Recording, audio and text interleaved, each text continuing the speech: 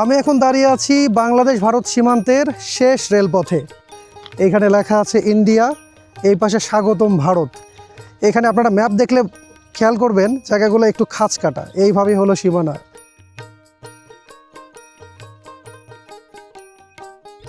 এই ক্ষেতগুলো কি বাংলাদেশের ক্ষেত? আর ওই যে পিলারের ওই পারে যে ক্ষেতগুলো দেখলাম সেইগুলা, ও আচ্ছা, এই ক্ষেতটাও ইন্ডিয়ার। দর্শক বন্ধুরা আসসালামু আলাইকুম। বাংলাদেশের আমের রাজধানী চাঁপাইনবাবগঞ্জ থেকে আপনাদের সবাইকে শুভ সকাল। আমের রাজা, এটা কি আম দেখাচ্ছেন? এটা কবিতর আম। এটা আবার কোন জাতের? নামই তো শুনি নাই ভাই। এইখানে যে কত জাতের আম আছে আমাদের জানার বাইরেও, এইটা আপনি এখানে না এলে বুঝতে পারবেন না। প্রথমে আমি একটা ঝটকা খেয়ে গেলাম, কবিতর আম। এটা হয়তো বা বই পুস্তকে অন্য নাম থাকতে পারে। আজকের পর্বে আমরা একটা ইন্টারেস্টিং ভারত বাংলাদেশ সীমান্তে যাব। কাজী সাহেবের আম বাগান, 84 একর বিস্তৃত একটা আম বাগান, যে আম বাগানের ভেতর দিয়ে পরবর্তীতে দুই দেশের সীমান্ত রেখা বয়ে গিয়েছে। একই আম বাগান অথচ দুইটি দেশ।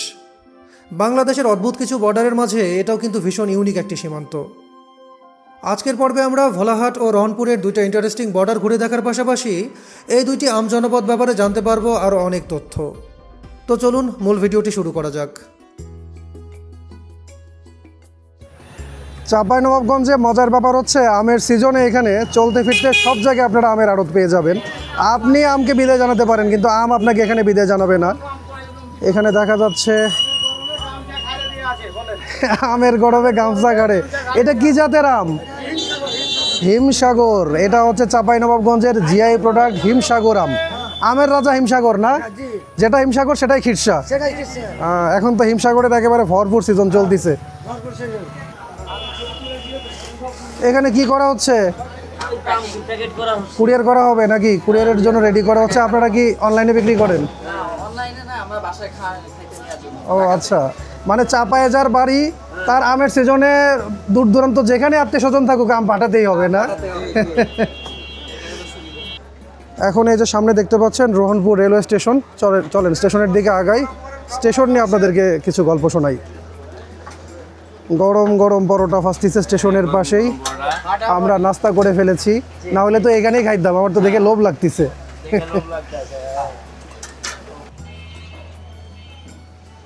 রহনপুর স্টেশন থেকে ঢাকার সাথে কোনো সরাসরি ট্রেন সার্ভিস চালু না থাকার পরেও একটা বিশেষ কারণে এই স্টেশন খুবই গুরুত্বপূর্ণ, সেটাই জানবো চলেন। আমরা এখন অবস্থান করছি রহনপুর রেলওয়ে স্টেশনের প্ল্যাটফর্মে। এই যে বিশাল একটা মালবাহী ট্রেন দেখছেন, এই ট্রেনটা হচ্ছে রহনপুর থেকে ভারতে যায়। ভারতের সিংহাবাদ স্টেশন রহনপুর সীমান্ত থেকে, সেটার দূরত্ব মাত্র 10 কিলোমিটার। আর এখান থেকে কিন্তু নেপালের সাথে আমাদেরও পণ্য আনা নেওয়ার একটা চুক্তি স্বাক্ষরিত হওয়ার কথা ছিল, আমি যতটুকু জানি। সেটা বোধহয় এখন আপাতত পোস্টপন্ড আছে। তবে ভৌগোলিক অবস্থানের দিক থেকে রহনপুর স্টেশনটা বাংলাদেশের অন্যতম ভাইটাল একটা স্টেশন।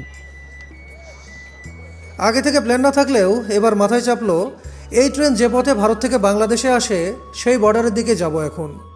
ম্যাপে দেখলাম সীমান্তবর্তী জায়গাটার নাম শিবরামপুর। তবে শুরুতেই কেমন অ্যাডভেঞ্চার। আমরা রহনপুর স্টেশন থেকে এখন হচ্ছে শিবরামপুর বর্ডারের দিকে যাব। আর শিবরামপুর বর্ডারে যাওয়ার পথেই দেখেন আমাদের রহনপুর অতিক্রম করতে হচ্ছে এই রেলওয়ে ব্রিজটা দিয়ে। এই ব্রিজটা দিয়ে হচ্ছে ভারত থেকে ট্রেন রহনপুরের দিকে আসে। আর এখানে অবস্থা দেখেন, চলার পথ এইটাই। এই ব্রিজের উপর দিয়ে সাঁকো মতো করে দেওয়া হয়েছে কাঠের পাটাতন দিয়ে, এদিকে আমাদের পার হইতে হবে। এইভাবে চলাচল করা লাগে আপনাদের? আর কোনো দ্বিতীয় ব্রিজ নাই? সেটা দূরে।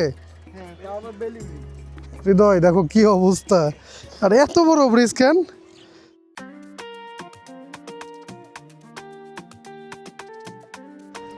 আল্লাহ মালিক, মানে শেষের দিকে ব্রিজটা পার হইতে নিয়ে মেন্টাল একটা পেইন খেয়ে যাচ্ছিলাম। ব্রিজ পার হয়েছি, এখন এই পাশ থেকেই তো গাড়ি পাওয়া যাবে শিবরামপুরের, না?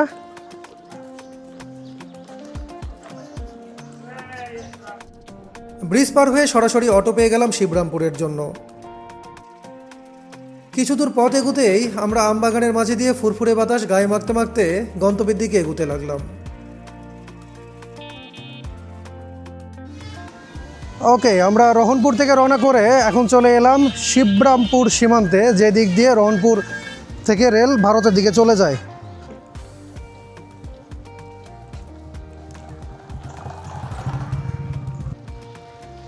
আচ্ছা, আমরা এখানে রেল লাইনের দেখা পেলাম। আহ, আচ্ছা, ওই তো দূরে দেখা যাচ্ছে, ওই পাশে হচ্ছে ভারতের চেকপোস্ট।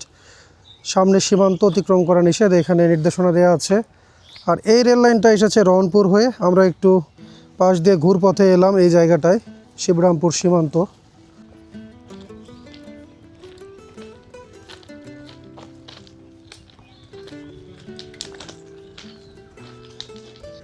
এই যে দেখতে পাচ্ছেন, আমি যেখানে দাঁড়ায় আছি সেখান থেকে সামনের যে রেল ট্র্যাকটা চলে গেছে সেটাই হচ্ছে ভারত।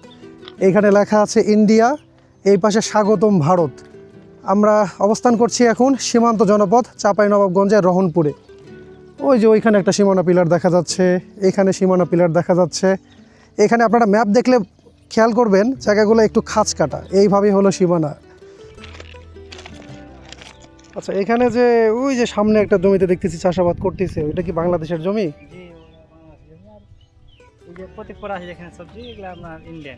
ও আচ্ছা, ইন্ডিয়ান জমিতে আপনারা চাষ করতে পারবেন না? আর ট্রেন চলাচল করে কয়টার দিকে? দুপুরে 1টার দিকে আসবে এখন। 1টার দিকে ট্রেন আসে? হ্যাঁ, 3টার সময় মনে হয়। এই যে সীমান্ত, এখানে হলো ইন্ডিয়া 205 নাম্বার সীমানা পিলার এটা। আর একটু আগে রেল লাইন দেখাইছি, ওই দিক দিয়ে চলে গেছে। ওই যে ওইখানে আর একটা সীমানা পিলার আছে। আগে সীমানা এলাকাগুলোতে যখন ঘুরতে আসতাম অতটা রিস্ক আসলে ফিল করতাম না। এখন দুই দেশের শীতল সম্পর্কের কারণে এই সীমানা পিলারগুলো ঘুরতে আসলে একটু ভয়ই কাজ করে। তার মধ্যে কয়েকদিন হলো এই সীমানাগুলোর দিকেই হচ্ছে পুশিনের একটা ব্যাপার চলছে। যাই হোক, আমরা এখন এইদিকে আমাদের দৃষ্টিসীমার মাঝে শেষ একটা সীমানা পিলার দেখতে পেয়েছিলাম, সেটা দেখতে এসেছি।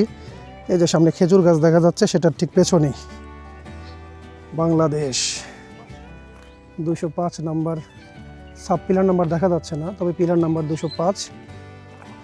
আর ওই দিকে গেলে আমি ভারতে ঢুকে গেছি। এই পাশে হলো ইন্ডিয়া 205 6S।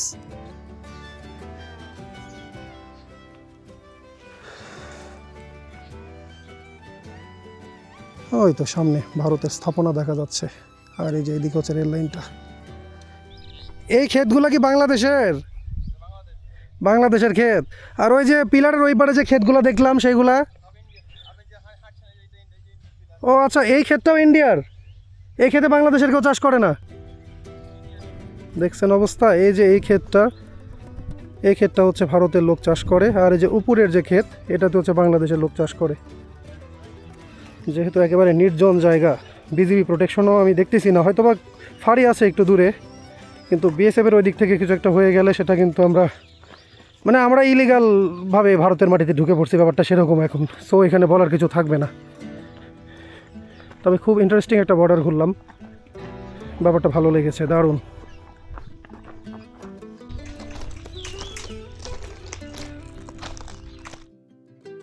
ফিরে আসতেই দেখলাম দুইটা ছেলে রেল লাইনের পাশে থেকে তাদের চায়ের দোকান তুলে নিচ্ছে। কোনো সমস্যা এখানে এমনিতে? না, এমনি সমস্যা না। সীমান্ত তো অনেক কাছে, কিন্তু বিজিবি ফাঁড়ি শুনলাম যে 1 কিলোমিটার দূরে। এমনিতে সমস্যা হয় না? না, সমস্যা না। ভারতের লোকজন আসে এদিকে, আসতে পারে? না, না। ওই যে কৃষি জমি দেখলাম, ওইখানে নাকি আবাদ করে, জমিতে কাজ করে ওই দিক দিয়ে চলে যায় ওরা। হ্যাঁ।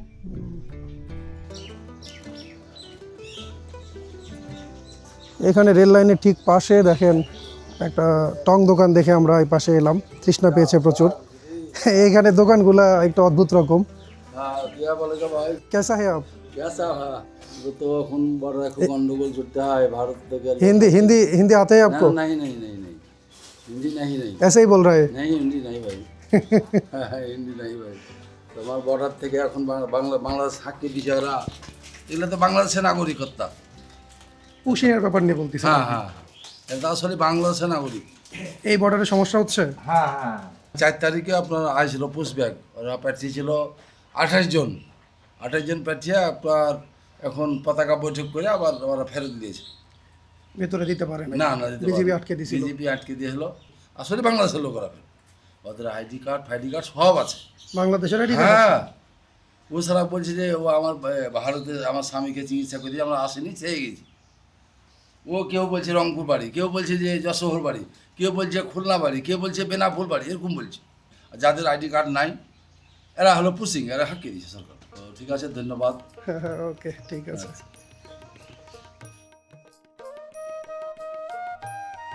পথে পথে বাংলায় আমরা চেষ্টা করি আমাদের গ্রাম জনপদের গল্প তুলে ধরতে, যেন আপনারা জানতে পারেন ছোট এই দেশটা আসলে কতটা বৈচিত্র্যময়। চাঁপাইয়ের গোমস্তাপুর উপজেলা থেকে আমাদের গন্তব্য এখন ভোলাহাটের দিকে। এভাবেই এক জায়গা থেকে অন্য জায়গায় ঘুরে ঘুরে আমরা বাংলার মাটি আর মানুষের গল্প তুলে ধরি আপনাদের মাঝে। এই কারণে এই সিরিজের নাম দিয়েছি পথে পথে বাংলা। এভাবে তলিয়ে দেশ ঘুরতে না বের হলে আমরা নিজেরা হয়তো এই দেশের অনেক কিছুই জানতাম না। প্রথমে আমাদের প্ল্যান ছিল আমরা এই পাশে বর্ডার এলাকা ঘুরে আবার রহনপুর সদর হয়ে যাব ভোলাহাটের দিকে, কিন্তু এখানে এসে নতুন পথের দেখা পেলাম। একেবারে সীমান্ত ধরে এই যে মহানন্দার প্রবাহ দেখছেন, উপরে সেতুর কাজ চলমান আছে, তবে এখানে নৌকা চলাচল করে। এই দিক দিয়ে আমরা শর্টকাটে এখন ভোলাহাট চলে যাব, এতে আমাদের অনেকটা সময় সেভ হবে। পথ পথিকের নয়, বরং পথিকে যে পথের সৃষ্টি করে এই ব্যাপারটাই বুঝলাম এখন। জ্যৈষ্ঠের কাঠফাটা রোদে আমরা এখন আছি খরায় যৌবন হারানো মহানন্দার বুকে।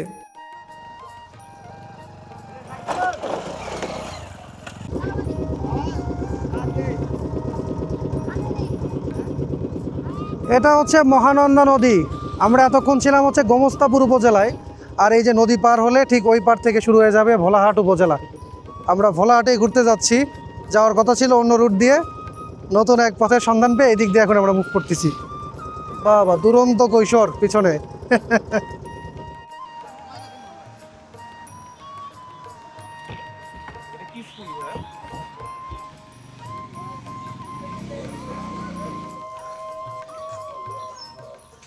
পুরো চাঁপাইনবাবগঞ্জ জেলাটাই যেন একটা আম বাগান।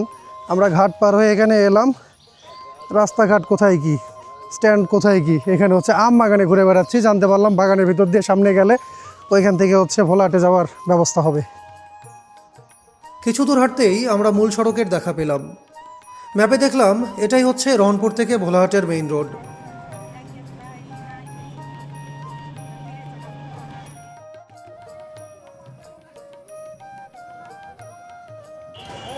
আমরা চলে এলাম আমের রাজধানী চাঁপাইনবাবগঞ্জের আম উৎপাদনের অন্যতম প্রসিদ্ধ একটা জায়গা ভোলাহাটে।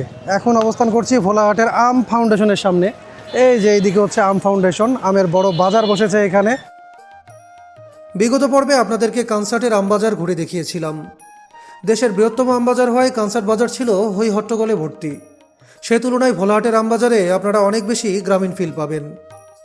সব আমের আড়তদাররাও এখানে আম সংগ্রহ করছেন। এই যে বাগান থেকে আম আসতেছে, এখানে আম ছাড়া এখন আর কিছু চলতেছে না ভাই, আমের মহাযজ্ঞ।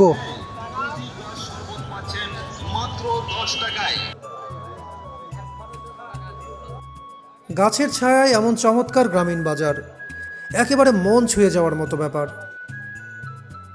ভোলাহাটের এই আম ফাউন্ডেশন প্রতিষ্ঠিত হয় 2001 সালে। আর এই আম ফাউন্ডেশনটা প্রতিষ্ঠা করার পরে এই যে বড় চত্বর দেখা যাচ্ছে, ভোলাহাটের লোকজন এখান থেকেই আম বাজারজাত করতে পারে। বাগান থেকে এখানে আসে, এখান থেকে তারপরে ঢাকায় চলে যায়।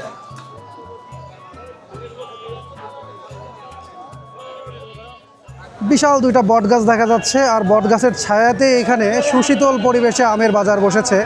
ওই পাশে কৃত্রিম শেডও আছে, তারপরও এই দুইটা বট গাছ যে পরিমাণ সুন্দর একটা আবহ তৈরি করেছে এখানে, চমৎকার ব্যাপার। ঝাঁকাতে করে সব বাগানিরা আম নিয়ে এসেছেন, এগুলো আড়তদাররা কিনে নেবেন। এই বড় আমটার নাম কি? গুঠি। গুঠি আম তো বিশাল বড় হয়েছে এখানে। এটাও কি গুঠি আম নাকি? হিমসাগর কোনগুলা? আচ্ছা, হিমসাগর হচ্ছে সিজন বেশ আগে শুরু হয়েছে। হিমসাগর এখন বাজার থেকে প্রায় উঠে যাওয়ার পথে। এটা হিমসাগর, তাই না? খিরসাপাত, ওই যে একই জিনিস, খিরসাপাত হিমসাগর। এটা আপনার লখনাম, লখনা আমাদের চাঁপাইনবাবগঞ্জে।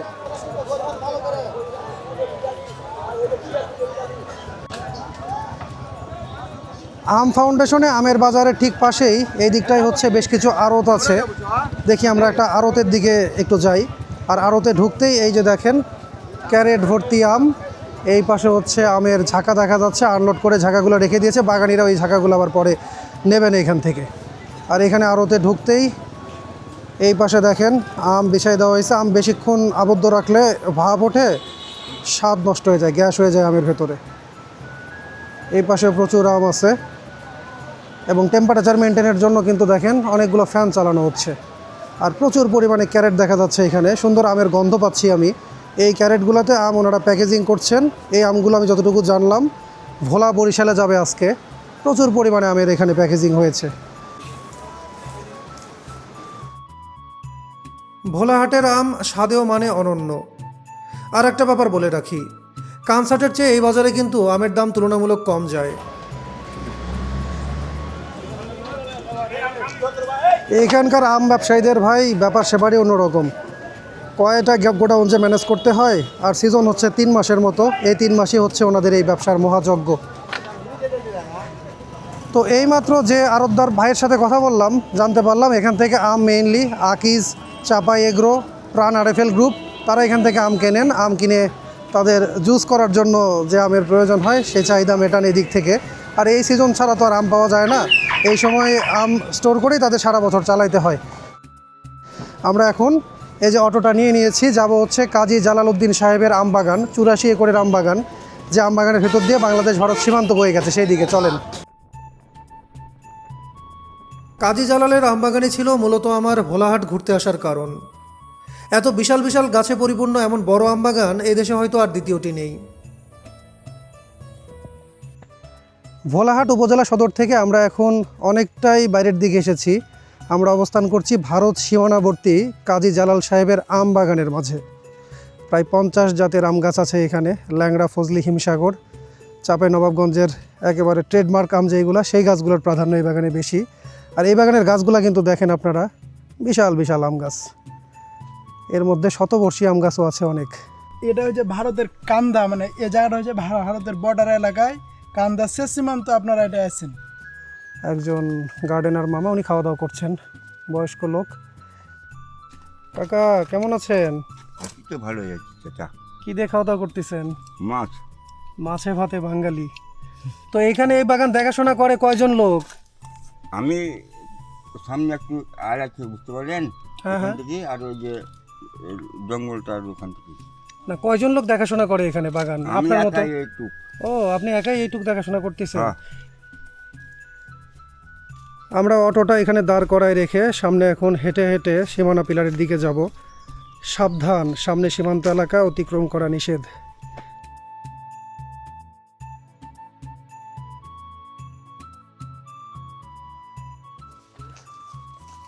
আচ্ছা, ওই তো সীমানা পিলার দেখা যাচ্ছে ওই যে সামনে।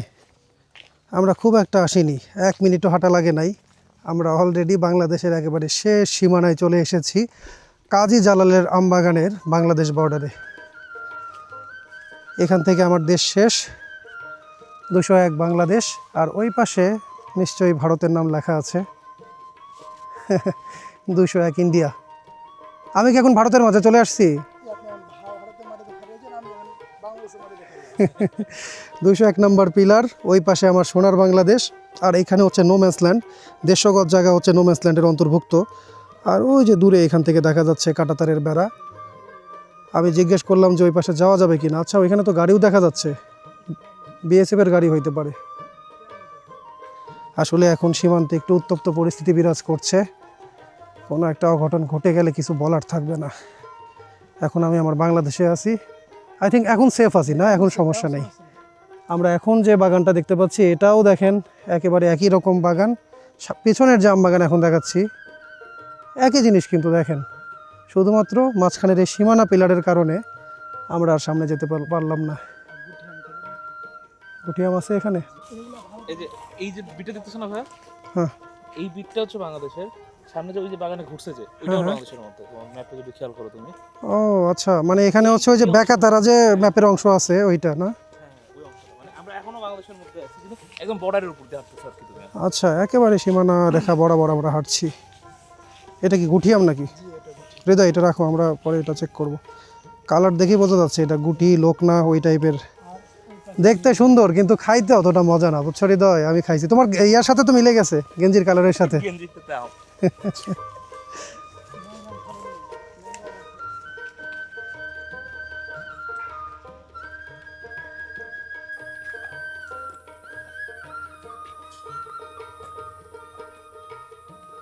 আমরা কাজী জালাল সাহেবের আমবাগানের মাঝে দিয়ে হাঁটছিলাম। হাঁটতে হাঁটতে এখানে ঐতিহাসিক একটা মসজিদের সামনে এলাম আমরা। আমবাগানের ঠিক প্রাণকেন্দ্রে এটার অবস্থান। 2221 হিজরিতে এই মসজিদটা প্রতিষ্ঠিত, ইতিহাস ঘেঁটে সেটাই জানলাম। আমরা আছি সেই মসজিদের প্রাঙ্গণে। আর এখানে আমি যতদূর জানি কাজী জালাল সাহেবের কবরও আছে। এটা হচ্ছে ডাক্তার কাজী আজহার উদ্দিন আহমেদের কবর। আর এই যে এখানে লেখা দেখা যাচ্ছে মরহুম কাজী জালাল আহমদ, মাননীয় সচিব মহোদয়, মৃত্যু তারিখ 13/11/2005 খ্রিস্টাব্দ। 21 বছরের আগে উনি মারা যান। এই মসজিদটি আমবাগান প্রতিষ্ঠারও প্রায় 100 বছর পুরনো। আমার দাদার মুখ থেকে শোনা কি এই মসজিদ নাকি বলে এখানে আগে সব মুসলমান ছিল, কিছু হিন্দু ছিল, এই জন্য এই মসজিদ আপনার বহুত পুরানা। এখানে আগে গ্রাম ছিল, আপনার শহর ছিল, মানে মালদার সঙ্গে আপনার যোগাযোগ ছিল, এগুলো মানে শোনা কথা আর কি। তখন তো মালদারই অংশ ছিল হ্যাঁ। বাংলাদেশের এই হ্যাঁ, হ্যাঁ, চাঁপাইনবাবগঞ্জ। হ্যাঁ হ্যাঁ হ্যাঁ। এইগুলা কি জাতের আম ভাই? এগুলো ভাই হাইব্রিড গুটি, গুটি হাইব্রিড আম। হাইব্রিড গুটি। হ্যাঁ, এই ভালো। কাজী জালালের আমবাগানে হ্যাঁ, কি কি হ্যাঁ। জাতের আম আছে? বহুত রকমের আম আছে, বহুত রকম সুস্বাদু আম আছে এখানে। সবচেয়ে বেশি কোন গাছ আছে এখানে? সব থেকে ফজলি আসছি না। এখানে স্থানীয়দের কাছে যেটা জানলাম, কাজী জালালের নাম ডাক শুধুমাত্র যে এই ভোলাহাট কেন্দ্রিক সেটা না, মালদাতে গেলে ওনার নাম ডাক আছে। এখান থেকে লোকাল লোকজন গিয়ে ওইখানে কাজী জালালের পরিচয় দিলে সবাই এক নামে চিনে যায়। আর এখন যে আমবাগানে ঘুরে বেড়াচ্ছি, 300 বিঘার একটা আমবাগান, এটা কাজী জালালের মালিকানাধীন ছিল। তবে এখন ওনার বংশধররা এই বাগান বিক্রি করতে করতে বিভিন্ন জনের মালিকানায় চলে গেছে। তবে 27 থেকে 30 বিঘা এখনও তাদের নিজস্ব মালিকানায় আছে। যার মালিকানাতেই থাকুক না কেন, এই বাগানটি সর্বত্র কাজী জালালের আমবাগান হিসেবেই পরিচিত। আমবাগান ঘুরে আমরা এবার চলে এলাম ঠিক পাশ দিয়েই বয়ে চলা সীমান্তবর্তী মহানন্দায়। ওই তো সামনেই ভারত সীমান্তের কাঁটাতার দেখা যাচ্ছে। এখানে হচ্ছে মহানন্দা নদী বাংলাদেশ এবং ভারতকে আলাদা করে দিয়েছে। এই যে মহানন্দা, মহানন্দার মাঝখান দিয়ে দুই দেশের বর্ডার চলে গেছে। আমি আছি হচ্ছে বজরাটেকে, বজরাটেক 0 পয়েন্টে। এটা জেলা পরিষদ সুন্দর করে এখানে বসার ব্যবস্থা করে দিয়েছে। হ্যাঁ ভাই, বলতেছে যে এখানে সিঁড়ি দিলে পারে সুন্দর করে নামা যাবে। তবে এটা তো সীমান্তের একেবারে শেষ একটা জায়গা, সেন্সিটিভ জায়গা। এই জায়গায় ওইভাবে চলাচলের জন্য উন্মুক্ত করে দিলে সমস্যা। এলাকাবাসী নদীর পানি ব্যবহার করছে, তাদের জীবিকা এখানে নির্ভরশীল এই নদীর উপরে, তাদের ব্যাপারটা আলাদা। আর জাস্ট সামনে যে জনপদটা দেখা যাচ্ছে সেটা হচ্ছে যাদবনগর। ভোলাহাটে ঘুরতে এলে অবশ্যই এই জায়গাটায় আসবেন। নদীর পাড়ে মুক্ত বাতাসে সীমান্ত দেখতে দেখতে ভালো একটি বিকেল কাটাতে পারবেন এখানে।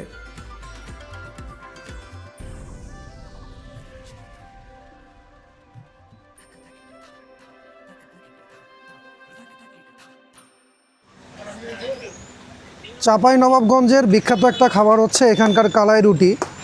আমরা সন্ধ্যাবেলায় রহনপুরে পৌঁছে এখানে একটা কালাই রুটির দোকানে এসেছি। তো এই গরমকালে ঘুরতে এসে কালাই রুটি পাবো চিন্তা করি নাই। এখন আজকে রাতের খাবার হিসেবে কালাই রুটিটাই খাবো ইনশাল্লাহ।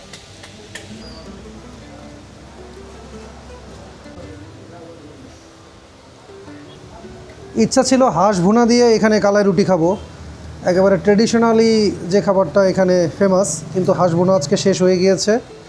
কি আর করার, মুরগি ভুনা নিয়ে বসে গেছি। এখানে কালাই রুটিটা হচ্ছে 20 টাকা আর মুরগি 120 টাকা। 120 টাকা। দেখি বিসমিল্লাহ করা যাক।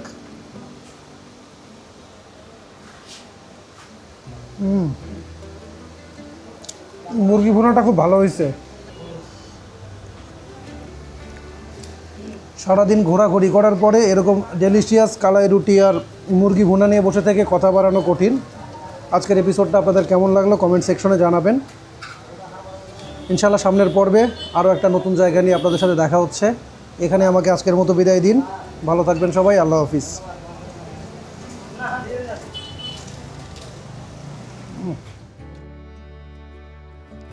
রহনপুর এসে এই জায়গাটিতে ঘুরতে না এলেই নয়। বুরুজ বা অট্টালিকাটি ষাঁড়ের চূড়ার মতো উঁচু হওয়ার কারণে স্থানীয়রা একে ষাঁড় বুরুজ বলে থাকে। রাজা লক্ষণ সেনের আমলে রহনপুর একটি সমৃদ্ধ বাণিজ্য নগরী হিসেবে গড়ে ওঠে। জনশ্রুতি রয়েছে তখন এখানে সুরম্য অট্টালিকা বা গোপন আস্তানা হিসেবে এই স্থাপনাটি নির্মাণ করা হয়েছিল। দর্শক বন্ধুরা, আমরা এখন চলে এসেছি রহনপুর শহরের অদূরেই নওদা বুরুজ বা ষাঁড় বুরুজ নামক জায়গায়। দেখতে একটা টিলার মতো মনে হচ্ছে, কিন্তু এই জায়গাটা কিন্তু একটা ঐতিহাসিক পুরাকীর্তিস্থল। এখানে প্রত্নতত্ত্ব অধিদপ্তরের সাইনবোর্ডও দেখলাম, যদিও ইতিহাস লেখা নাই। এই জায়গাটা চমৎকার, চারপাশে মুক্ত বাতাস, একদম প্যানোরামিক ভিউ পাওয়া যাচ্ছে। আপনারা যদি এই পাশটায় ঘুরতে আসেন রংপুরের দিকে, সারবুরুজে আসবেন। ঠিক পাশেই আরেকটা ঐতিহাসিক স্থানের নিশানা পেলাম আমরা সারবুরুজ ঘুরে ফিরছিলাম, তারপরে ম্যাপে দেখলাম যে একটা সমাধিসৌধ, অষ্টকোণী সমাধিসৌধ লেখা একটা জায়গা দেখাচ্ছে আশেপাশেই। তারপরে সেটা ট্র্যাক ডাউন করে এখানে চলে এলাম। এখানে আসার পরে দেখতে পাচ্ছি এক গম্বুজ বিশিষ্ট মসজিদ বোধহয় এটা, আর সমাধিসৌধটা কোথায় সেটা জানি না। ভেতরে গিয়ে যেটা বুঝলাম একটা মেহরাব আছে, অর্থাৎ এখানে নামাজের ব্যবস্থা ছিল এক সময়। আর এই জায়গার কোনো ইতিহাস পুরাতত্ত্ব অধিদপ্তরের পক্ষ থেকে এখানে লেখা নাই, সো একেবারে সঠিক ইতিহাস জানানোটা কঠিন।